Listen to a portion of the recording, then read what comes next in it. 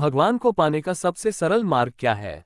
रोचक कहानी। हमें अपने अंदर बैठे ईश्वरीय अंश की काम, क्रोध, लोभ, मोह और अहंकार रूपी भेड़ियों से रक्षा करनी चाहिए। एक गांव में एक बूढ़ी माई रहती थी। माई का आगे पीछे कोई नहीं था, इसलिए बूढ़ी माई बेचारी अकेली रहती थी। एक दिन उस गांव में एक साधु आया। बूढ़ी माई ने साधु का बहुत ही प्रेम पूर्वक आदर सत्कार किया। जब साधु जाने लगा तो बूढ़ी माई ने कहा, महात्मा जी, आप तो ईश्वर के परम भक्त हैं। कृपा करके मुझे ऐसा आशीर्वाद दीजिए जिससे मेरा अकेलापन दूर हो जाए। अकेले रह रह करके ऊब चुकी हूँ।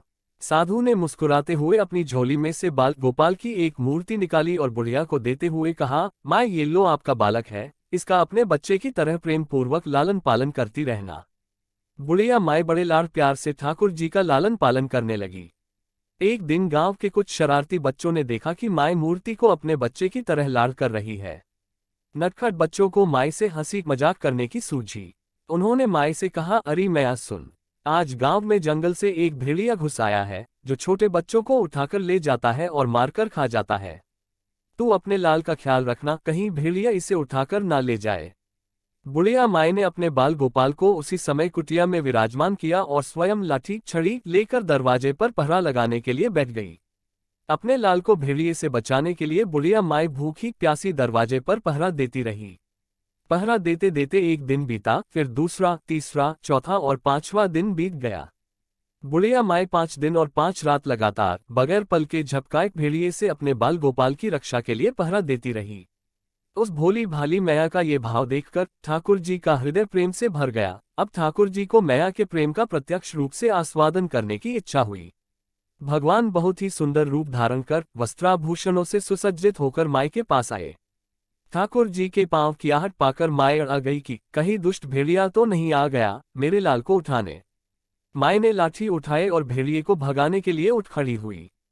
तब श्याम सुंदर ने कहा, मैया मैं हूं, मैं तेरा वही बालक हूं जिसकी तुम रक्षा करती हो। माई ने कहा, क्या? चल हट, तेरे जैसे बहुत देखे हैं, तेरे जैसे सैकड़ों अपने लाल पर न्यौछावर कर दूं, अब ऐसे मत कहियो। चल भाग जा यहां से। ठाकुर जी मैया के इस भाव और एक निष्ठता को देखकर बहुत ज्यादा प्रसन्न हो गए। ठाकुर जी मैया से बोले, अरे मेरी भोली मैया, मैं त्रिलोकीनाथ भगवान हूं, मुझसे जो चाहे वर मांग ले, मैं तेरी भक्ति से प्रसन्न हूं। बुढ़िया माई ने कहा, अच्छा आप भगवान हो, मैं आपको 100 प्रणाम करती हूँ। कृपा कर मुझे यह वरदान दीजिए कि मेरे प्राण प्यारे लाल को भेड़िया न ले जाए। अब ठाकुर जी और ज्यादा प्रसन्न होते हुए बोले, तो चल मैया, मैं तेरे लाल को और तुझे अपने निज धाम लिए चलता हूँ। वहां भेड़िए का कोई भय नहीं है। इस तरह प्रभु बुढ़िया माई को अपने निज धाम ले गए। इस कहानी से शिक्षा मिलती है कि हमें अपने अंदर बैठे ईश्वरीय अंश की काम, क्रोध, लोभ, मोह और अहंकार रूपी भेड़ियों से रक्षा करनी चाहिए। जब हम पूरी तरह से तन्मय होकर अपनी पवित्रता और शांति की रक्षा करते हैं तो एक न एक दिन ईश्वर हमें दर्शन जरूर देते हैं। भगवान को पाने का सबसे सरल मार्ग है, भगवान को प्रेम करो, निष्काम प्रेम, जैसे बुढ़िया माई ने किया। आज के इस महत्वपूर्ण धार्मिक प्रकाशन को हम यहीं समाप्त करने की आज्ञा चाहते हैं। आप सबसे नम्र विनती है कि कृपया आप सब अपने अनमोल विचार हमें कमेंट बॉक्स में अवश्य लिखें। सनातन धर्म व भारतवर्ष के हर पहलू के बारे में हर माध्यम से जानकारी जुटाकर उसको संपूर्ण व सत्य रूप से आप लोगों तक पहुंचाना मेरा उद्देश्य है। यदि किसी भी विषय में मुझसे किसी भी प्रकार की कोई त्रुटि हो तो कृपया इस लेख के नीचे टिप्पणी कर मुझे अवगत करें। अच्छे विचारों को हम यहाँ प्रकाशित करते हैं।